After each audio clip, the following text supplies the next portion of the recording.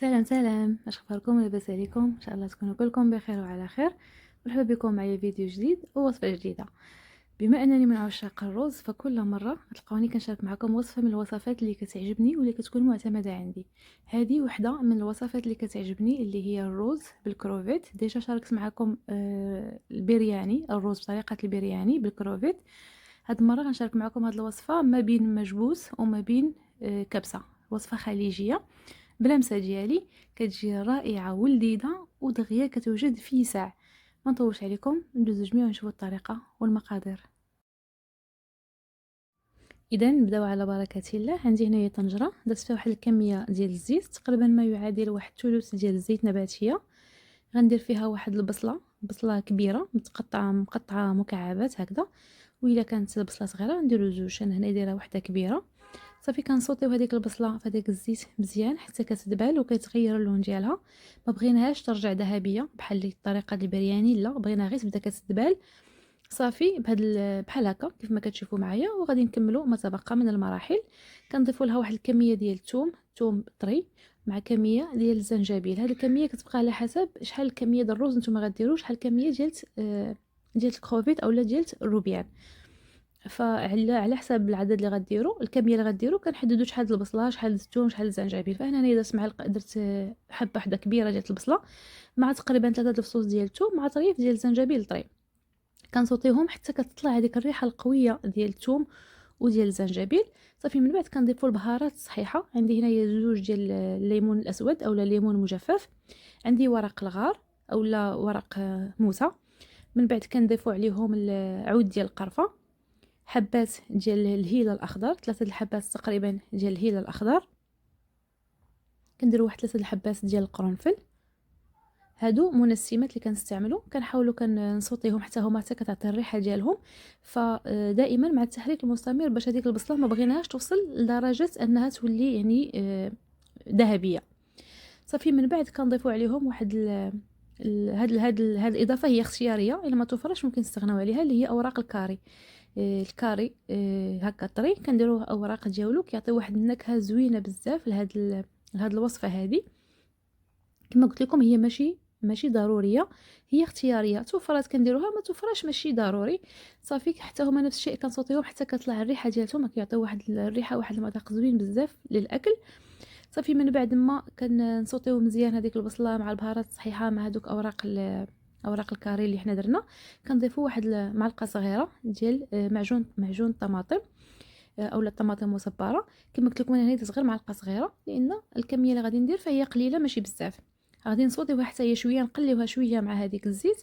من بعد كنضيفوا لها كنضيفوا واحد الحبه كبيره اولا زوج حبات صغار ديال الطماطم اولا ديال المطيشه طريه مقطعه مكعبات.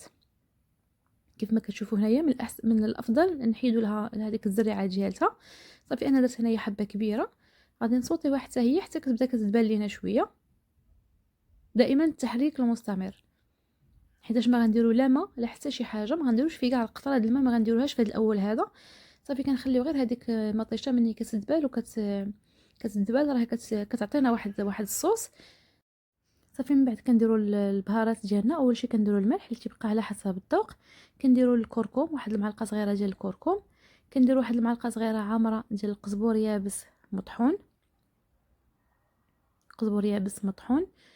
كنضيفوا واحد تقريبا معلقه صغيره ديال البهارات مشكله اولا كنديروا العطريه ديال الكبسه. انا درت البهارات مشكله. وكنديروا الفلفل الاسود الابزار كيبقى على حسب الذوق، حتى هنا تقريبا اكثر من النص ديال المعلقه صغيره. صافي وكنحركوا هذوك التوابل مزيان. هذيك البهارات المشكله تقدروا انا درت هنايا 7 بهارات، تقدروا تعوضوها بالبهارات ديال الحوت، تقدروا تعوضوها بالبهارات ديال الكبسه على حسب اللي توفر عندكم. صافي من بعد ما كنصوتيو هذوك العطريه غير واحد دقيقه هكاك، دقيقه ونص، باش ما تحرقش لنا كنضيفوا عليها الكروفيت اللي كنكونوا ديجا غاسلين ومنقيين وكل شيء. انا هنايا كانت عندي قبل من الغسل كان عندي نص كيلو، فمن بعد ما كيتغسل يعني ناقص شويه، ناقص من نص كيلو. صافي كنحاول كنصوتيوه مزيان مع هذيك العطريه ومع هذوك التوابل وهذيك مطيشه والبصله وداكشي حتى كيندمجوا مع بعض. من بعد نضيفوا الربيع. صافي هنايا درت انا الربيع، والا كان توفر عندكم الشبت فحتى الشبت سوا كيدار في هذه الوصفه، كيعطي واحد المذاق زوين ديال في المجبوس. فتقدروا تضيفوه. انا ما كانش متوفر عندي فما ضفتوش. كنديروا واحد الكميه لا باس بها يعني من هاد الخضروات هادو، من هذا الربيع وهذا الشيء. كنديروا واحد الكميه لا باس بها، كتعطي واحد المذاق زوين بزاف، كيتماشى مع هذاك مع هاد الاكله هذه. صافي من بعد ما كنسوطيوه تقريبا واحد 2-3 ديال الدقائق كيف ما كتشوفوا هنايا.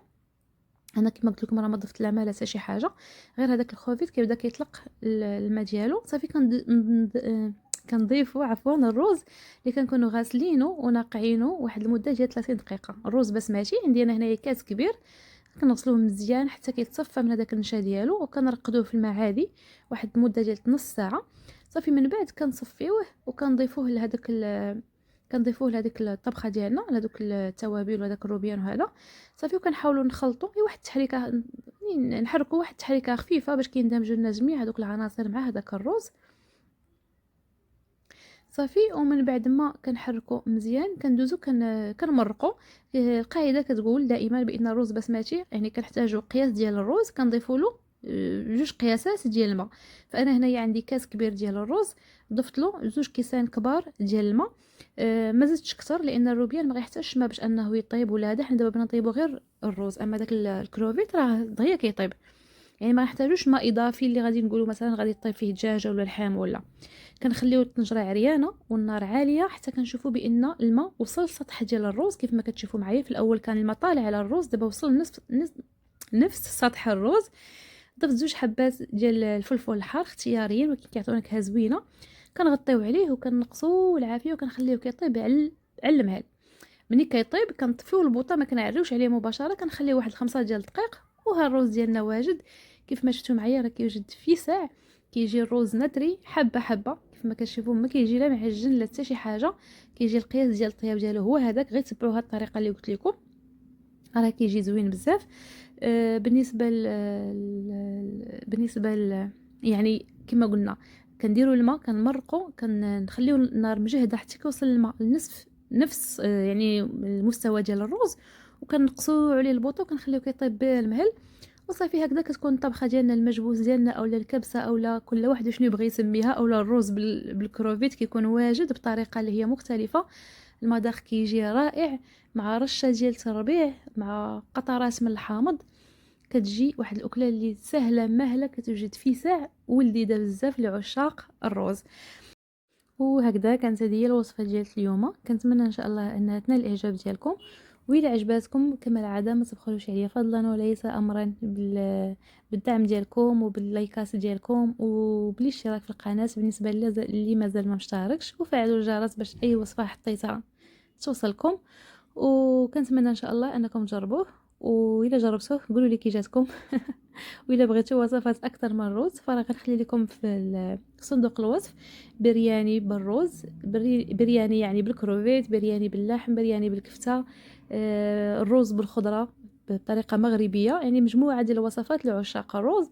فهنايا الوصفه هذه كتقدم مع صلصه ديال الطماطم اللي كتسمى الدقوس بالنسبه للناس اللي بغيو، اولا مع الحار بحال هكذا كيف ما قدمت انا بالنسبه لعشاق الحار مع صلصه ديال الحار. كتجي يا زليل يا عين. كتجي واحد الوصفه اللي رائعه. وهكذا نكون وصلنا لنهايه ديال الفيديو. مبقى لي نقول لكم في امان الله.